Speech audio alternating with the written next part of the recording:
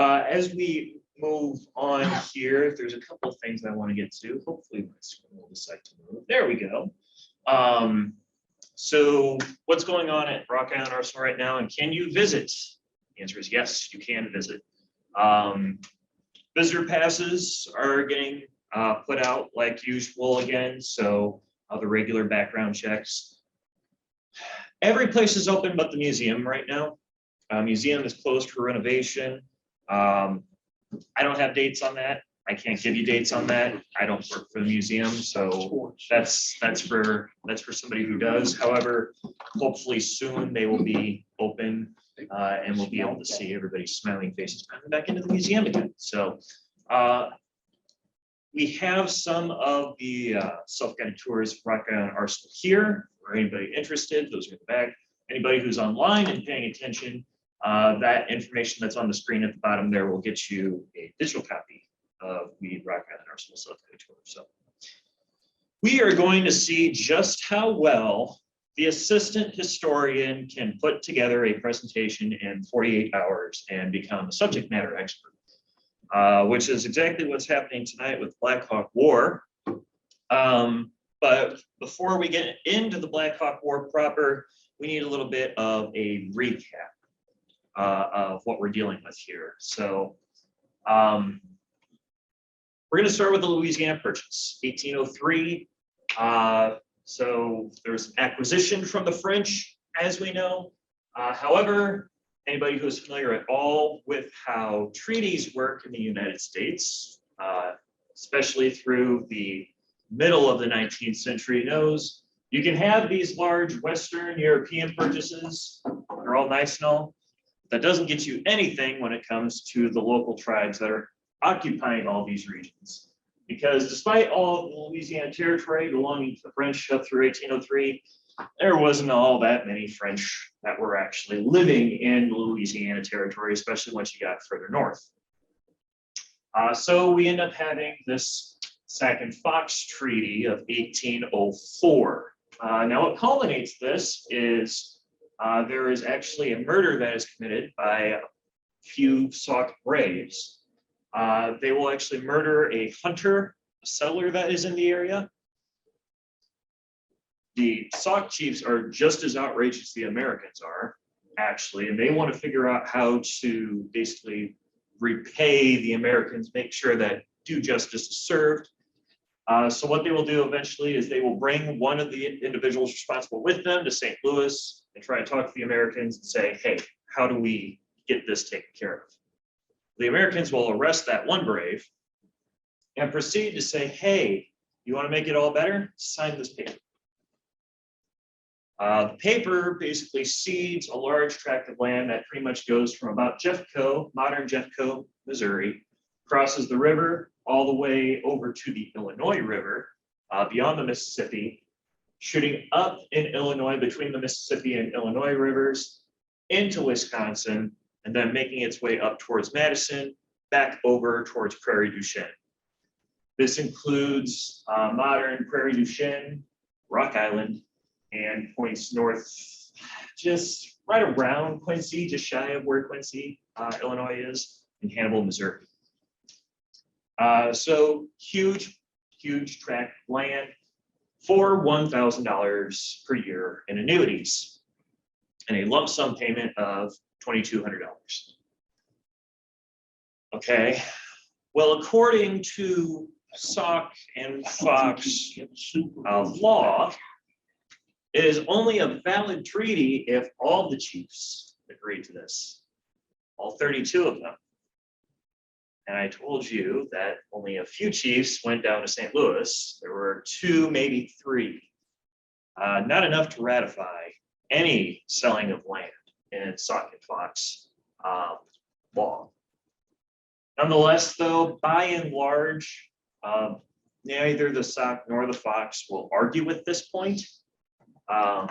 They were, I don't want to make it seem like they weren't upset. They were, but they didn't really get super duper upset to the point where they were raising arms over this.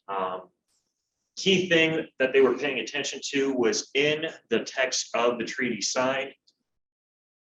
the verbiage that was used, and I actually have a copy of the verbiage under the desk here, the verbiage that was used described it and made it appear as if these tribes could continue to live on this land. They would be provided defense and security by the US government, but the US government would own their land.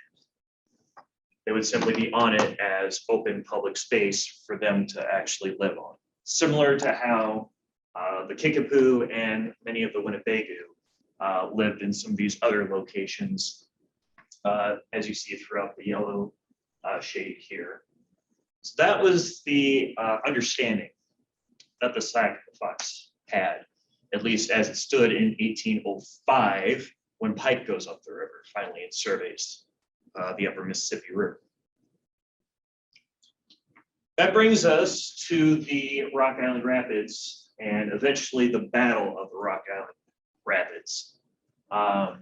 So one of the survey features that Pike notices when he's going up the river is about 7 miles worth of rapids. You wouldn't know it today. That river right now is probably a good 13, 14, 15 feet deep. When it's really dry, it's about 8 feet deep. And when it's really not dry, when it's really angry at you, it approaches 23 feet. And when it's really upset at you, it just decides to carry your car away. But I don't recommend you actually dealing with that.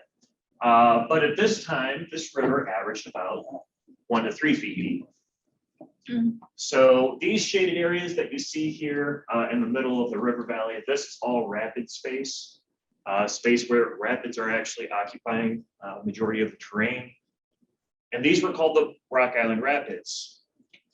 Now, during the War of 1812, this is actually in July, August timeframe of 1814, there's actually 2 expeditions that go up through this area with the target of going up towards Prairie du Chien to resupply and reinforce Prairie du Chien.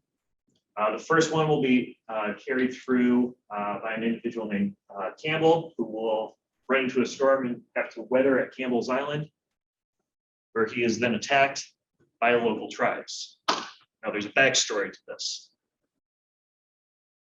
When Campbell comes through, he stops at Sauconut, which is downriver at the confluence between the Rock River and the Mississippi River.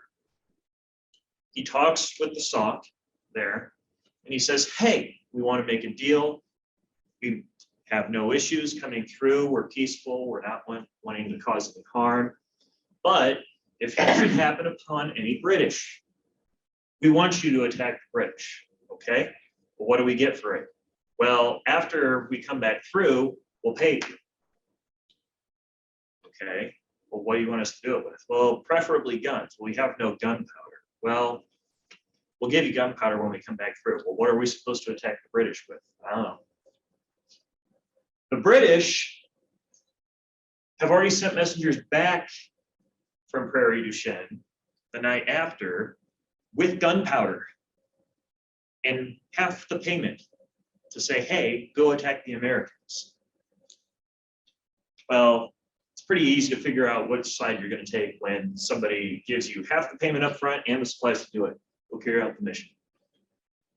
So what ends up happening at Campbell's Island is a very radical sect led by Black Hawk, who was sympathetic to the British because he was very upset over the Treaty of 1804 still, actually will attack the Americans at Campbell's Island. The Americans will incur substantial losses. They will retreat from Campbell's Island, make their way back down the river. Campbell lives long enough to actually provide accurate debriefing before he dies in St. Louis. And then a major by the name of Zachary Taylor is going to come back up the river with a point of trying to help out moving towards Prairie du Chien and then establishing a fort further downriver. He is going to come in contact with a storm, have to weather overnight at Willow Island, which is just off to the left of Rock Island, which is on the far side there. Well, what Taylor describes is in the morning, after one of his sentinels is shot through the forehead, He describes a scene of, we looked out over Willow Island towards Credit Island, and he's not using these terms, these are modern terms, but we see thousands of natives, and we're getting fired upon by artillery. There must be 3 companies worth of artillery out there. And true, there was probably around 100 or 200 natives that were out there in the area at the time. And his 2 to 3 companies of battery happened to be just one small British fire team that had a 1-pound gun that was extremely accurate, and he kept moving it. And because of how Taylor's ships were moored, he was just getting almost 100% accuracy. So it made it seem worse than he thought. To orient you to a little bit here, just a little bit more. All of these expeditions are originating down here in St. Louis. They're flowing up through here. Saukkoonuk is located at the confluence here. Just north of that is where Credit and Willow Island are located. Rock Island is going to be situated about the halfway point between Credit and Campbell's Island there. Their target's up in Prairie du Chien.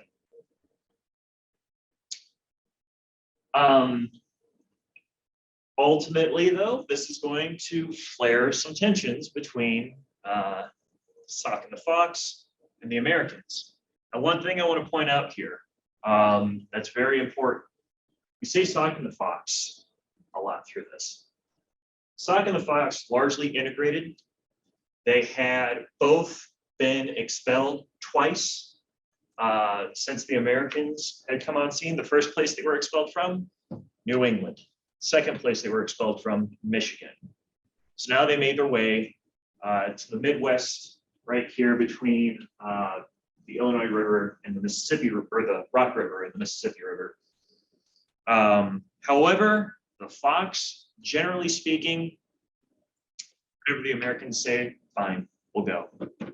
We're taken care of. So generally speaking, when we're talking about these, most of this activity that's being carried out here is generally Sauk belligerents. That brings us to Fort Armstrong here. So there's a few things with Fort Armstrong.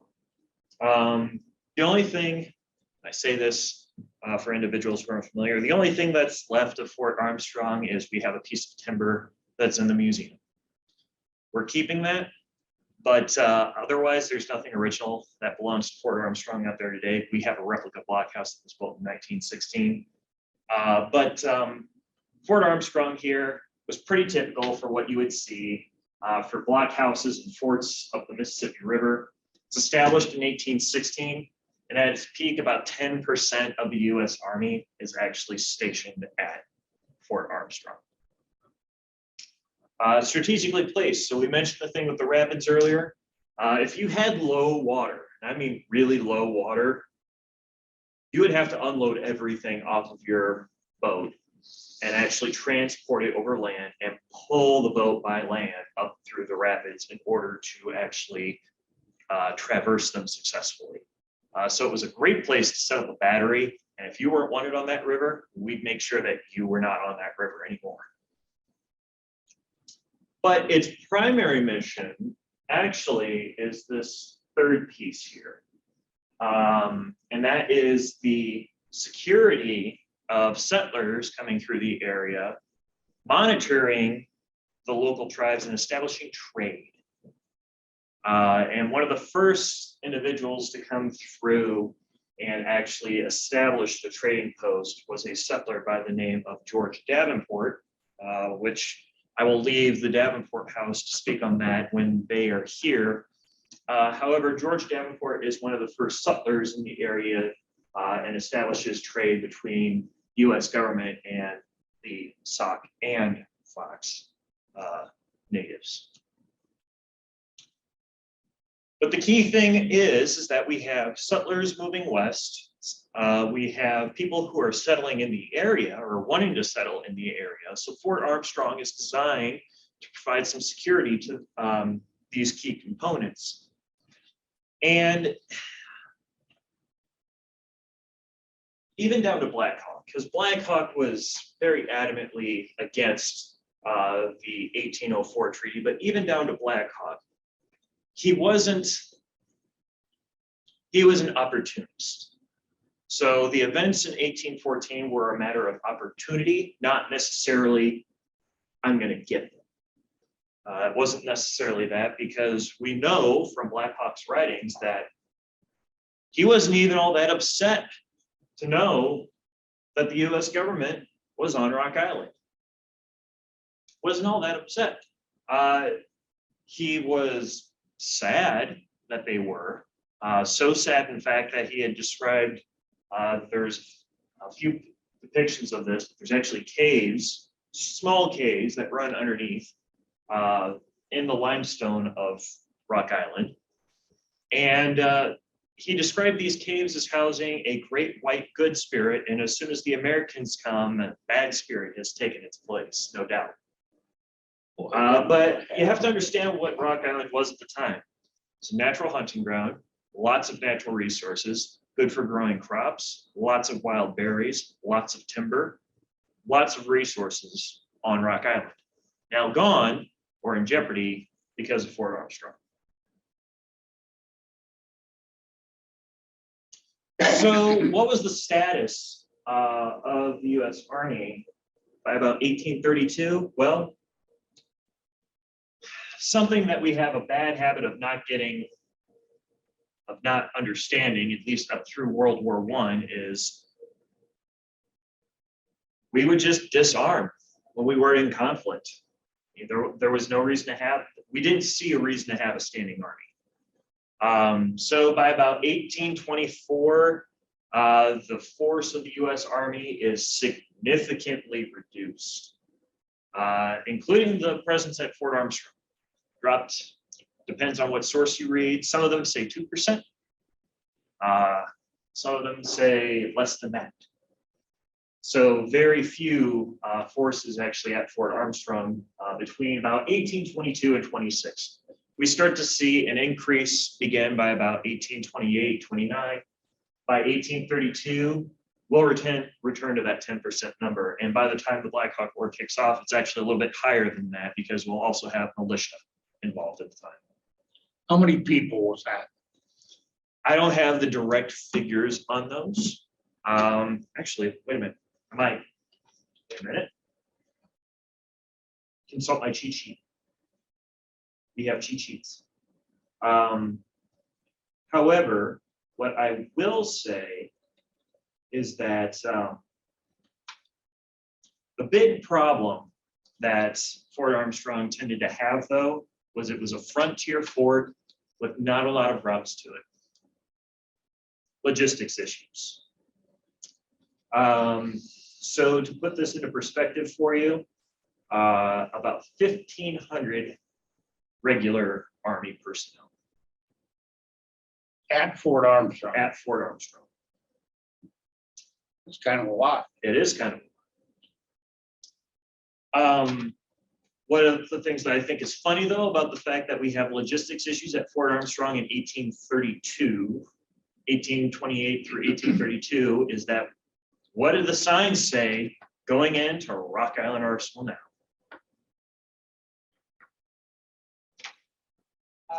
Something about home of Army logistics. Yes, home of Army logistics, producing Army readiness since 1862. Yeah, it's great. You can't see the irony in that. I need to find a dictionary for you. But that being said, the 1,500 standing did not include additional militia. So we're talking about 500 to 750 additional militia of the 9,000 that are called up during the Black Hawk War. And almost all of those we're going to find are the entire source of the problem as we go into the Black Hawk War. A side note is that when I do these talks, I try and make things fun to a certain degree. As I was finishing this presentation today, I'm just like, wow, there's nothing fun here. This isn't a fun topic. It's an interesting topic, but it's not a fun topic. And we'll see that as we progress into moments before. By the way, okay, Maybe we haven't come up to it yet. There's one picture in here that's actually on a bad slide. We'll take a look at that here shortly. So following the War of 1812, both the SEC and the Fox will actually reaffirm their treaty. There will be ratifications and amendments made to it. The Americans will actually remove the $1,000 annuity. What will happen, though, is by and large, Keokuk, who is leading the Fox, will leave Illinois. He will not challenge the Americans. He will instead relocate to the west of the Mississippi River and move further south, down towards Burlington, modern day Burlington, and points west towards Mount Pleasant. However, by and large at this time, so we're talking 1816, most of the tribes continue to live in the rest of the area, largely unimpeded. Again, going back to that piece of litigation that basically said, hey, you can live here, just don't get in our way. But the Sauk continued a tradition that they had been practicing forever. And that is that they would actually leave their homes in the winter and move to a winter capital. And they would have a summer capital at Saukenuk. Okay. On its own, not a big deal.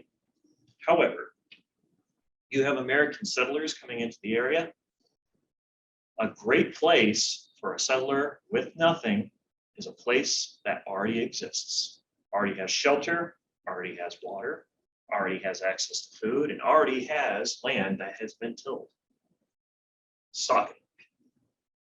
So what tended to happen is you would get American squatters come in and occupying Saukenuk. When the Sauk would return to their capital, they would find the American settlers in their territory. Okay, we get it. We're not going to be upset. However, that is not what the Americans thought. The Americans kept seeing it as an invasion, a nuisance problem that needed to be resolved. These Sauk individuals are on my property, on my territory. How dare they get out? Well, it's actually not your territory, but it is, according to the American legal system at the time. This created issues.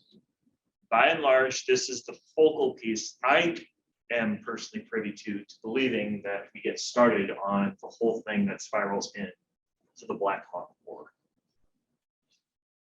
So this is the wonderful picture I was talking about. It does not belong here at all. It belongs at the end. This is actually a painting of the Battle at Bad Axe. We'll get there. It's got wilderness on it. That's the closest thing I can say about it. So what are the main causes that get us to spiral into conflict? Well, there's a few of those. Every conflict is multidimensional. There's a lot of things that go into it. So an increase in settlers in the area, as I mentioned, largely from the fact that it's territory that hasn't been settled before. And recently, up in Galena, they had discovered large deposits of lead. So now there's money to be made.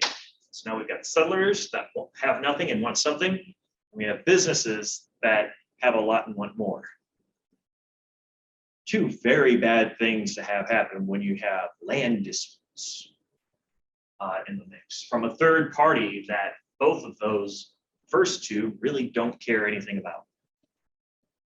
Settlers also had a mindset of manifest destiny. If I can take it, it should be mine. There's no reason it shouldn't be. Why? If God didn't want me to have it, then he wouldn't give me the ability to take it. So clearly, if I'm able to take it, it should be mine. It's inflamed then by the Illinois governor, who says that the Sauk and the Fox presence are an invasion of the rights of a sovereign state. Keeping in mind that most of the territory that composed the territory of Illinois wasn't even legally his until 1804.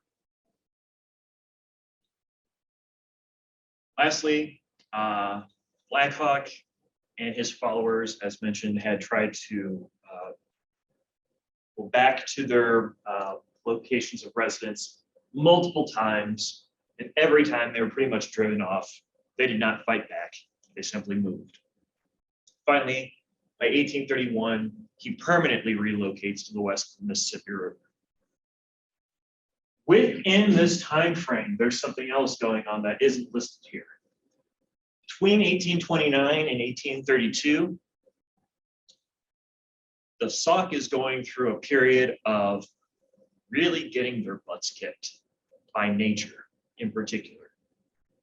Moving west of the Mississippi River, less game, poorer vegetation conditions, largely due to weather, combined with a large boom in population, ultimately results in bad growing seasons and bad hunting seasons that have made them desperate for resources. Resources that were available east of the Mississippi River. So what ultimately happens is, I've got 1,400 up here, but it's actually 1,500. What ultimately happens is Black Hawk will send numerous communications to the US government, particularly an individual, General Atkinson, who happens to be the commander at Fort Armstrong. What are these communications saying? We want to integrate east of the Mississippi River. We have no resources. We're struggling for food. We want to go back across the Mississippi River and possibly integrate. And the treaty says we can. There's no reason that we can't do this. All we want to do is cross the river. The US government basically says, no. No, you won't. No, you're not welcome to do so. You stay out there, stay out west. That's where you belong now. After those talks fail, and notice I said it was the US government, not General Atkinson. Atkinson had been just like, well, you really shouldn't. If they're telling you not to, you probably shouldn't. Atkinson is being much more personable about it. He's not trying to flame anything here. And in fact, I'm of the opinion that Atkinson is really against what's going on behind the scenes here. But by 1832, April of 1832, what ends up happening is Black Hawk will actually cross the Mississippi River with about 1,500 other individuals. 500 of those, thereabout, are Braves. 1,000 of them are women, children, elderly. That is not a combat group. One of the worst things that you would ever want to do if you were going to war with somebody is you would take elderly and children with you. They had done so because they were invited. They were invited by a Winnebago by the name of the Prophet. What his actual name was, don't look at me. I think Black Hawk's name is actually like 8 words long, which is why we call it Black Hawk, because our key brains aren't able to process and put all of those 8 words together properly. But the Prophet, from what I understand, had 16 names to it, and I would botch the name and probably do it injustice. But every reference refers to him as the Prophet. The Prophet has invited Black Hawk to actually join him up in his village.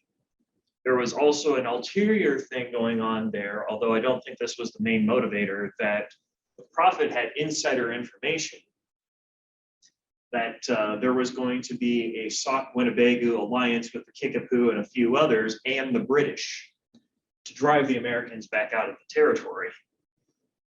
Whether or not that was a main deciding factor for Black Hawk, I doubt, but it is at least cited and mentioned.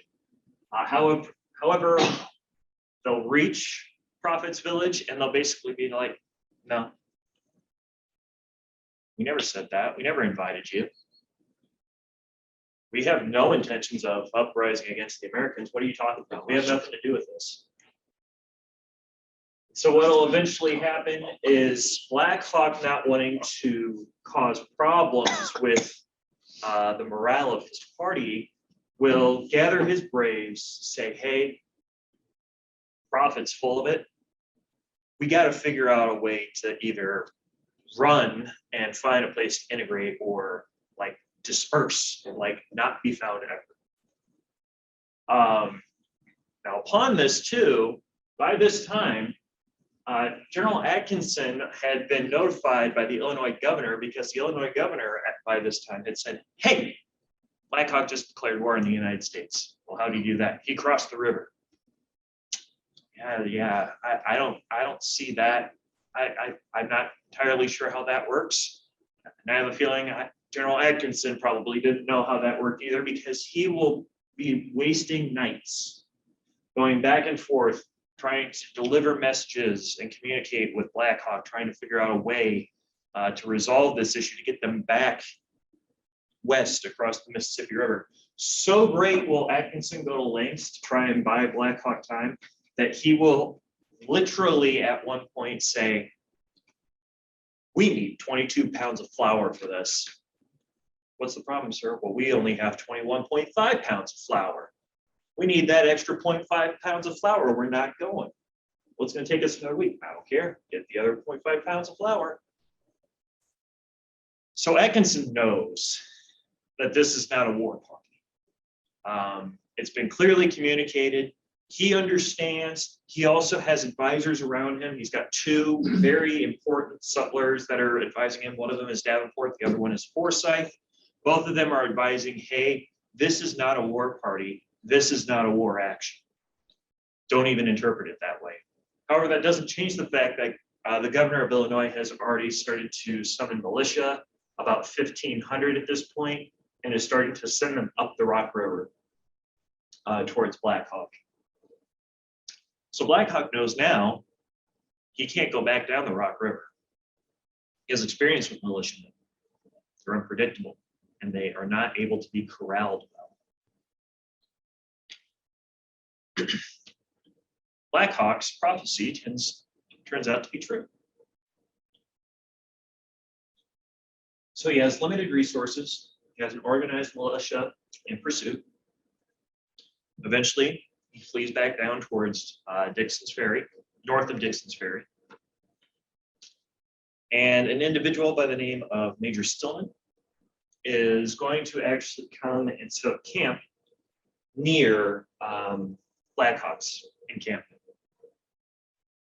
He doesn't know that Black Hawk is that close to him. Black Hawk, however, does detect Stillman's presence nearby. It's like, all right, well, we're going to try and make this work. So he sends 3 messengers out. But he knows that there's problems with militia. Again, I want to make it very clear, militia are problems. So he sends 3 braves after the messengers. Unbeknownst to anybody, Stillman's men got an extra ration of whiskey. By the time the messengers had made their way to Stillman's encampment, both of those rations were already gone. Stillman's men were feeling real good until they saw Sauk coming out. They didn't have an interpreter with them. What proceeded to happen is they attempt to negotiate the best that they can until one of Stillman's men sees one of the braves in the tree lights. And right then, 2 messengers are dead on the ground, shot dead. And the other one falls on his face pretty much and feigns death. The first 2 casualties of the Black Hawk War happen at this time, and they are both Sauk. We're trying to negotiate peaceful passage. Also, if you're wondering why I'm drinking so much, I'm fighting a cold. Allergies are awful.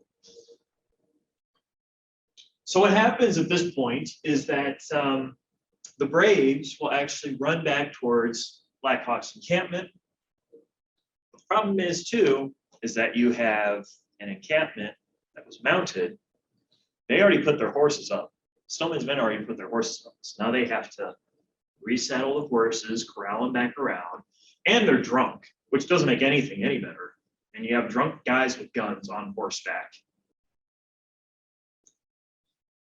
By the time Stillman's men will actually find Black Hawk's encampment, Black Hawk has gathered 50 braves and are prepared to do a volley assault on his men. They will actually have small arms fire that will volley his men as they come in. They'll lose about 11 men. Stillman will lose about 11 men. There are no additional braves lost during that engagement. So much so that one of the things that the Americans seem to be really good at, there must have been thousands of, one of those happens again. The rest of the mounted infantry, they're going to turn around, go right back through the encampment and keep on going all the way down to Dixon's Ferry, scared out of their minds. As they pass through, their buddies are going to be getting on the horses, see that they're fleeing, and they'll follow up and retreat. Meanwhile, Black Hawk has already corralled everybody and they're retreating the opposite direction. And so the opening shots of the Black Hawk War happened here. The first casualties are inflicted by the Americans opening fire first. So as mentioned, Black Hawk's band consisted mostly of non-combatants. He recognized that that was the end of any chance that he could have had to have ended this peacefully in retreat down the Rock River. No other tribes would help him either.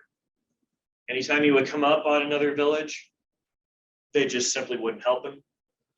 The help that he might have received came in the form of late night exchanges of goods or intel.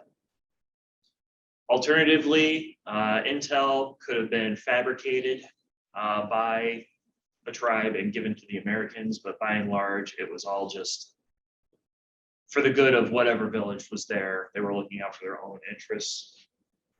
In addition, during this time, there was a large amount of reprisal killings that happened. So Winnebago or Kickapoo or other tribes that were in the area generally would have scores to settle with some of the settlers in the area. And they would actually attack and kill settlers as reprisal and then frame the Sauk. They would frame Black Hawk's band. Black Hawk will eventually send out infantry screens for two reasons. The first one would be raid for food and supplies. The second one would be to deflect and make the Americans think they were going in directions they actually wanted. So as a commander, he now has to deal with protecting his non-combatants and fighting with a reduced force that is not capable of taking the Americans head on. This map is absolutely fantastic. So I pulled this from Beinecke Library. You don't have to read the caption, I promise. It's not that important. But this is an Illinois map from 1834.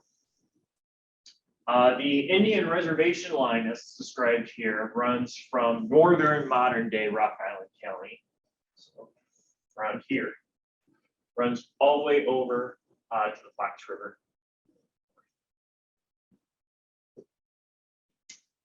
What you see there on the bottom in the yellow outlined territories over to the west runs all the way up to about Mercer County is how far up settlements had been established in Platts Point.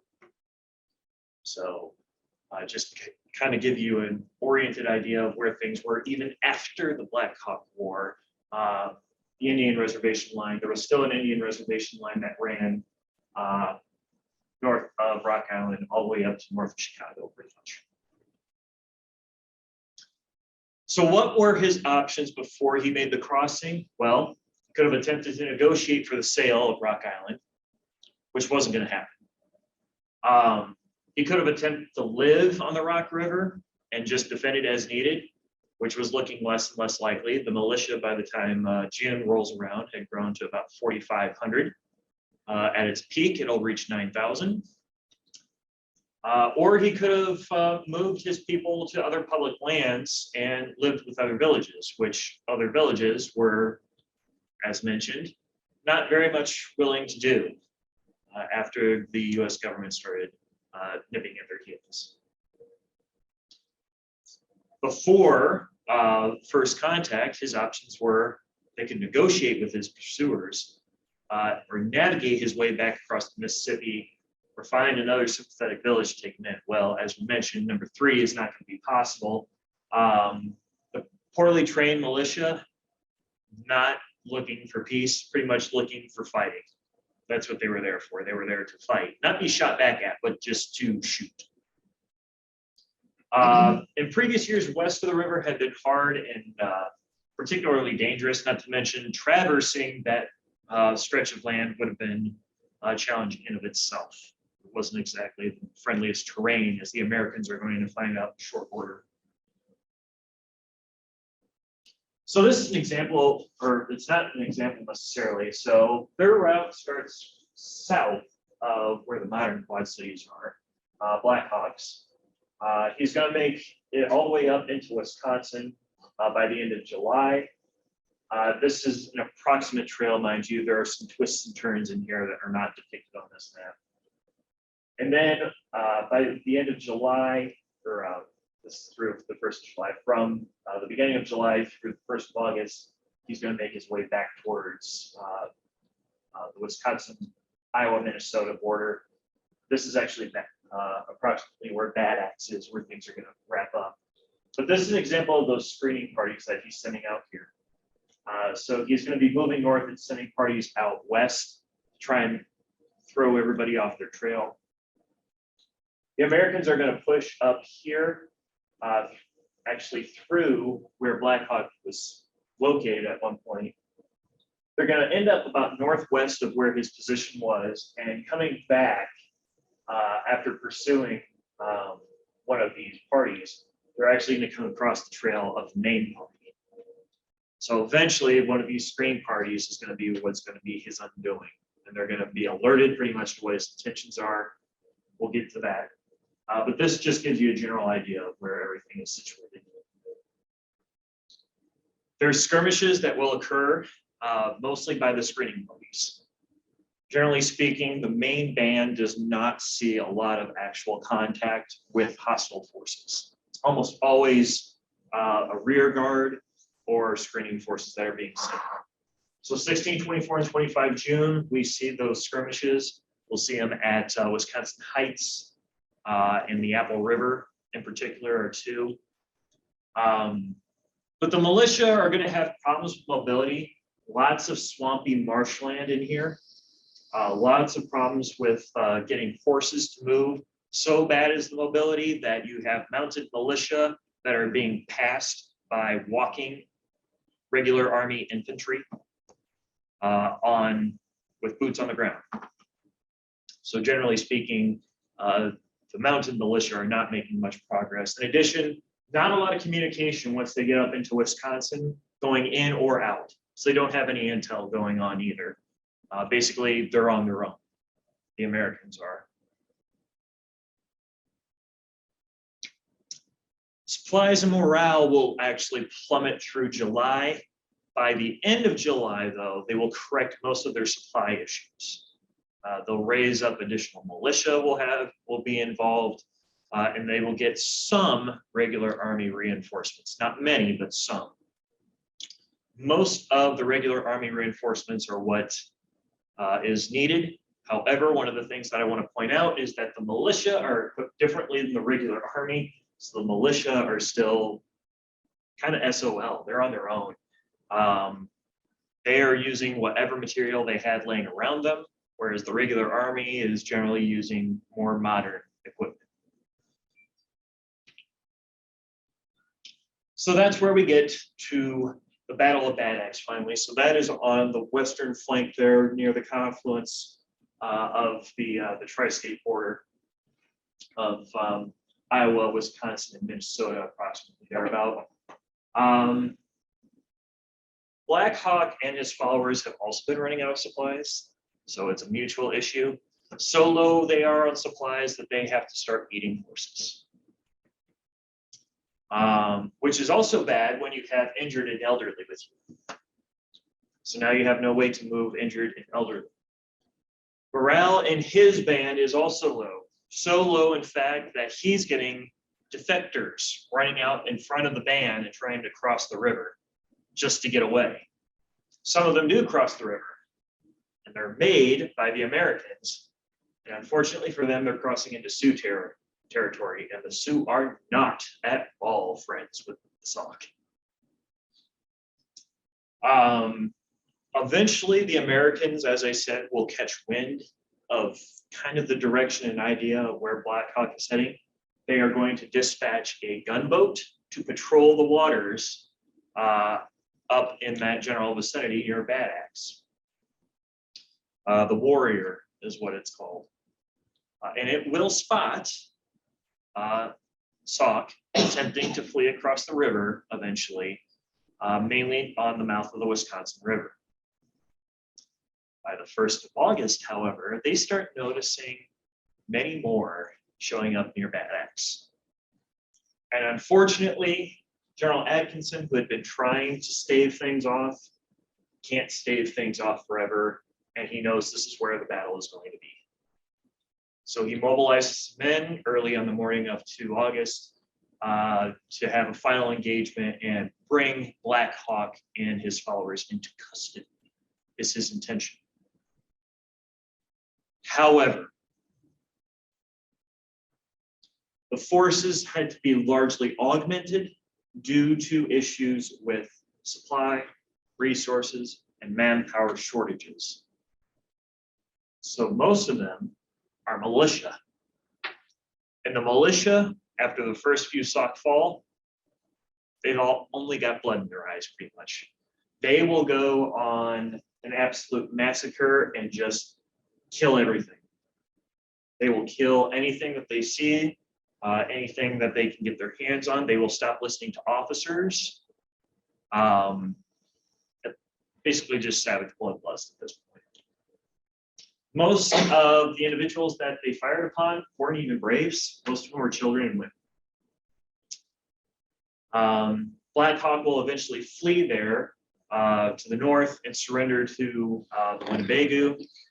Will then turn him into the U.S. Army forces in St. Louis, and then he will be impressed upon, which we'll get to in the next slide. But I want to read an article here. This is supposedly a description of what an accompanier actually had seen there. So it's a quote, primary source, mind you. A little Indian boy concealed in the driftwood jumped from his hiding place and ran for his life. Dixon ordered Rittenhouse to shoot the child. The brave soldier raised his gun but lowered it, saying, "Captain, I can't shoot a child." Dixon thereupon cursed him and said, "Nits breed lice," and again ordered him to kill the bull.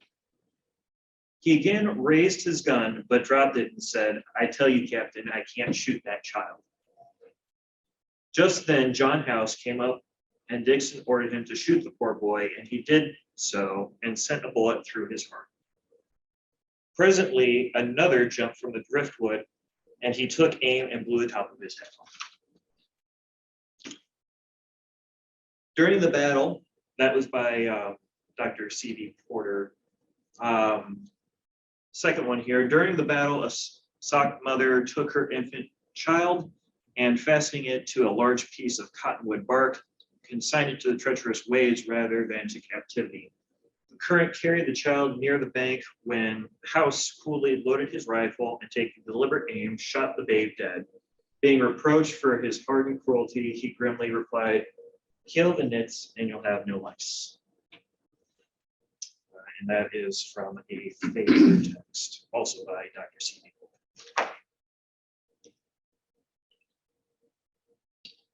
So, one of the most horrific descriptions of that battlefield is that the river was red with blood and that there were bodies washing up on shore for days.